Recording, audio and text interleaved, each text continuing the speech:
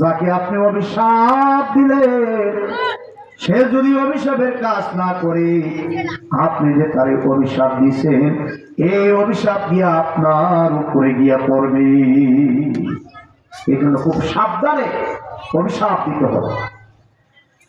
2 নম্বরে আল্লামা ইমাম রাজি রহমাতুল্লাহ আলাইহি বলেন, ফাযকুরুনির ব্যাখ্যায়, তোমরা আমার স্মরণ করো এই পৃথিবীতে একা একা ঘরের কোনায় দরজা বন্ধ করে তোমার মনের কথাগুলো তোমার স্ত্রীর কাছে বলতে পারো না। এমন কিছু কথা আছে বন্ধুর কাছে বলা যায় না, যার কাছে মনের কথাগুলো খুলে খুলে বলা যায়, বলুন তো সে কে? আল্লাহ। আল্লাহর নামটা এত মধুর, আল্লাহর নামের ভিতরে এত প্রশান্তি। কবি বলেন, একবার আল্লাহ শব্দ উচ্চারণ করলে মনের সব পেরেশানি দূর হয়ে যায়।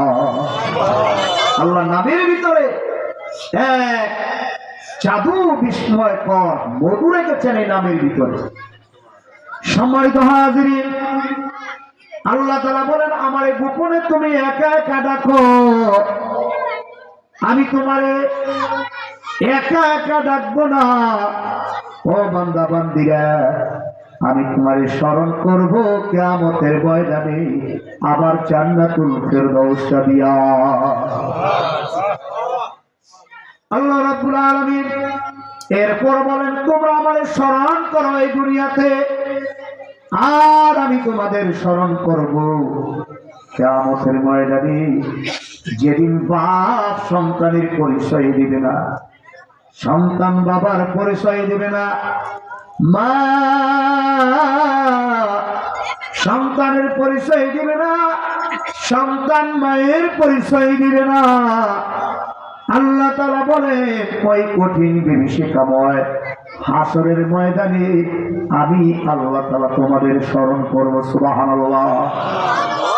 কেমন পরিস্থিতি হলে, কেমন বিপদের সম্মুখীন হলে মা তার সন্তান কি বলে যায়, বাবা তার সন্তান কি বলে যায়, বিষয়টা যদি না বোঝাই তাহলে বুঝবেন না।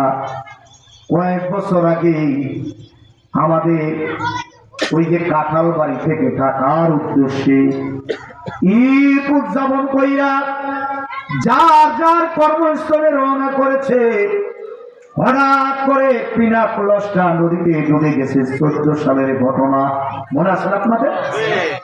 পিনাকলস যাইয়া নদীর মাঝখানে ডুবে গেছে।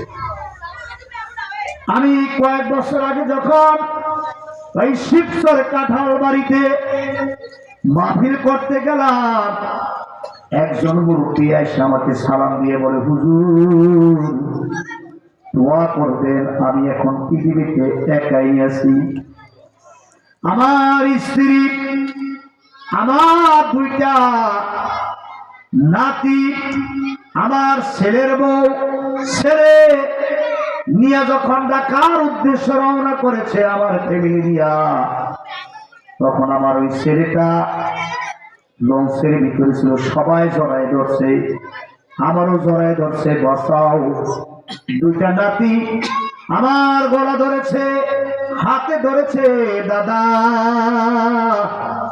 লঞ্চ তো ডুবে যাচ্ছে, তো সাঁতার জানি না, আজকে কোন করবে, বাঁচার উপায় নাই। ও দাদা, আমার সাইডে কিন্তু সাঁতার দিয়ে উপরে যাবা না, আমাদেরকে নিয়ে চলো। ও হুজুর, আমার তখন চিন্তা ছিল যেমনি হোক জীবনের বিনিময় হলো আমার এই 2টা নাতি নিয়ে আমি সাঁতার কাটবো, আমিও বাঁচবো, আমার এই সন্তান 2টাকেও বাঁচাবো। কিন্তু এমন পরিস্থিতি দিল, যখন ডুবে যাবে, কিসের নাতি, কিসের স্ত্রী, কিসের সন্তান, কিসের পুত্রবধূ, সেই দিকে আমার লক্ষ্য নাই। এখন আমার টার্গেট, সেই করে বললে আমাকে বাঁচতে হবে। যেই ছোট্ট নাতি আমার গলায় এমন ভাবে ধরেছে, আমি সরাইতে পারি না। আমি মুখের উপরে চর ঘুষি মেরেছি, তারপর সরাইতে পারি না। হঠাৎ করে আমি ওই নাতির হাতের উপরে একটা না দুইটা না 20টার মতো কাপড় দিয়ে আমি রক্তাক্ত করে দিয়েছি, আমি ধাক্কা দিয়ে ফেলে দিয়েছি।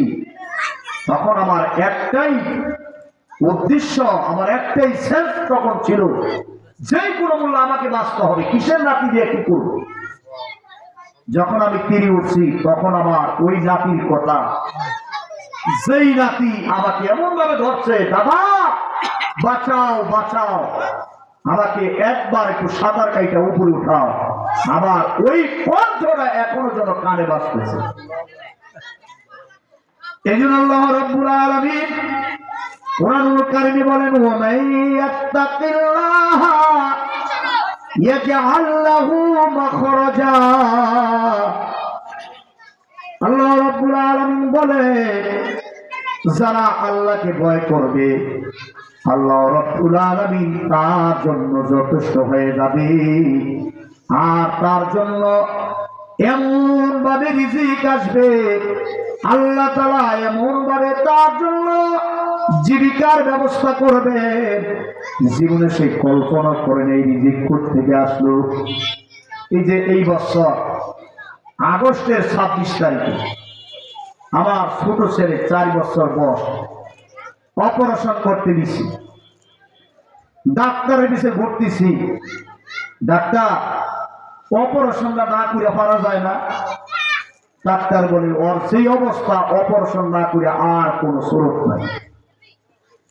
তা আমি কাগজপত্র নিয়ে বসে আছি, পাশে দেখলাম এক রিক্সা চালক, সম্ভবত চরমনের মুড়ি ফল, নিচের দিকে তসবি নিয়ে জিকির করতেছে, কুড়িগ্রাম থেকে আসছে তার মা কিনিয়া। মা আজকে অনেকদিন যাবৎ ক্যান্সার রোগী, 3 মাস এই মায়ের সেবা সে একাই করতেছে। কুলে কইরা মায়ের অপারেশন থিয়েটারে নেয়, আবার কুলে কইরা ওই সিরে আনে। তা আমার বলতেছে, আপনি ডাক্তারের বিষয়ে ঘুরতেছেন নিয়া, আলেম মানুষ, ডাক্তার বিষয়ে ঘুরেন কেন? ডাক্তারের বিষয়ে না ঘুইরা আপনার আসল মালিকের সাথে একটু দরখাস্ত করুন।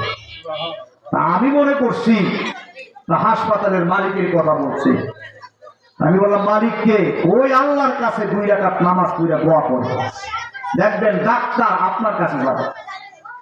উনি চিকন চাকন মানুষ, আবার বলতেছে, আমার এই কথাটা মনে হয় আপনার কাছে পছন্দ হবে, আপনি যান। আমি বললাম, আপনি কি করেন কাকা? আমি রিক্সা চালাই। তার 15 দিন আগে আমার রিক্সারও চুরি করে নিয়ে গেছে। এই রিক্সা দিয়া আমি প্রতিদিন 1200 টাকা ইনকাম করতাম, এটা দিয়ে আমার সংসার চলত।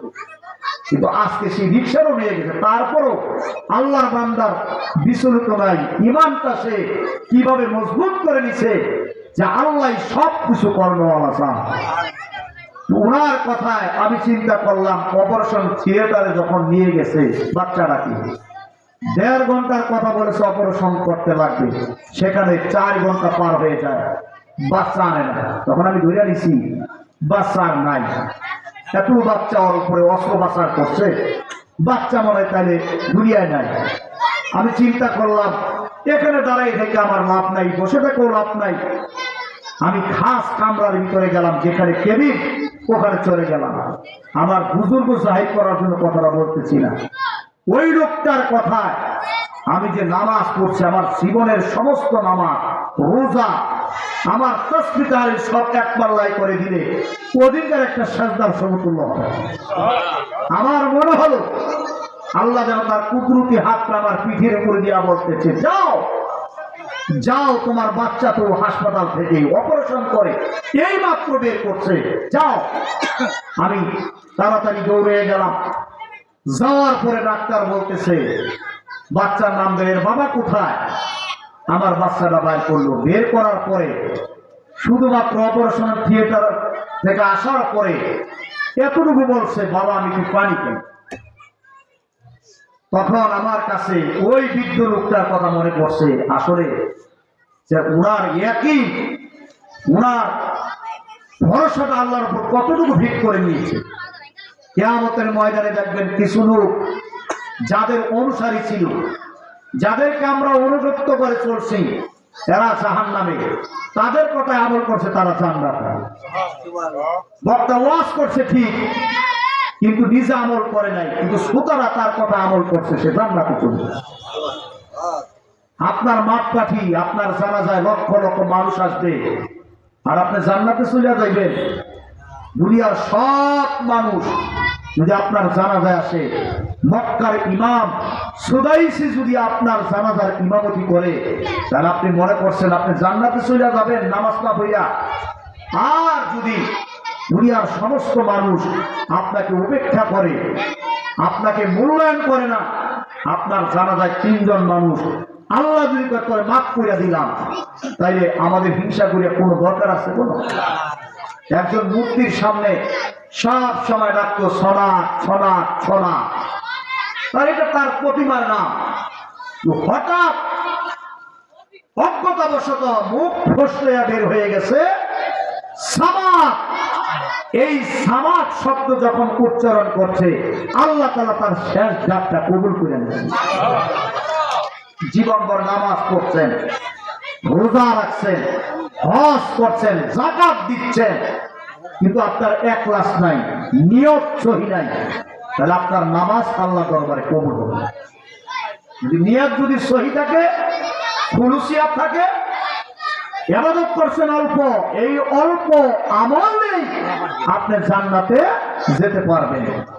নবীর কাছে একজন সাহাবী গেলেন, অনারবি, অপরিচিত বেদুই।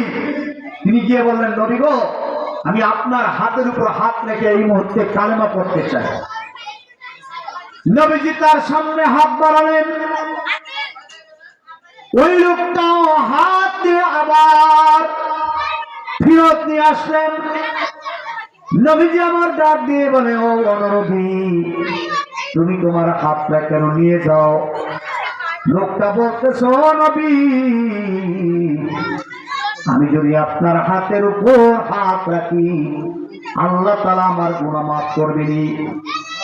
নবীজি বললেন, ও নবী, তুমি যে আমার উপর হাতে হাত রেখেছ, আল্লাহ তাআলা তোমার পূর্বের গুনাহগুলো মাফ করে দিয়েছে। বক্তা চলে আসছে, বলুন আলহামদুলিল্লাহ। আমাদের প্রিয় ভাই হযরত মাওলানা দেওয়ার বিন দেওয়ান সব চলে আসছে। আপনারা যারা বাজারে ঘোরাফেরা করতেছেন, যারা চায়ের দোকানে, বিভিন্ন হস্টেলে বসে গল্প করতেছেন, আপনারা চলে আসেন। হতে পারে এই মাহফিল কারো কারো জন্য জীবনের শেষ মাহফিল। যেই কথাগুলো বললাম, আল্লাহ তাআলা আমাকে আপনাকে সকলকে আমল করার তৌফিক দান করুক, সকলে বলে আমিন।